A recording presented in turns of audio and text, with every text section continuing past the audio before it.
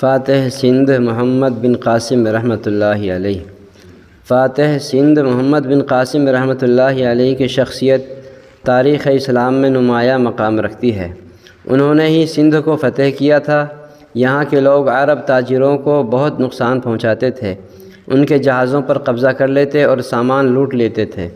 ایک مرتبہ ان لوگوں نے عرب کے جہازوں پر قبضہ کر لیا، مردوں، عورتوں اور بچوں کو قید کر لیا۔ جب سندھ کے حاکم راجہ دہر سے ان سب کو واپس کرنے کی درخواست کی گئی تو قید کردہ لوگ جیل خانے میں موجود ہونے کے باوجود یہ کہہ دیا کہ جہاز لوٹنے والوں پر ہمارا بس نہیں چلتا، تم خود آ کر اپنے قیدیوں کو چھڑا لو اور اپنا مال اور سامان حاصل کر لو۔ تب محمد بن قاسم رحمۃ اللہ علیہ نے سن 93 ہجری میں 6000 کا لشکر لے کر سندھ روانہ ہوئے اور اپنے اعلیٰ اخلاق و کردار سے سندھ اور ملتان وغیرہ کو فتح کر لیا اور پورے ملک میں امن و امان اور عدل و انصاف قائم کیا۔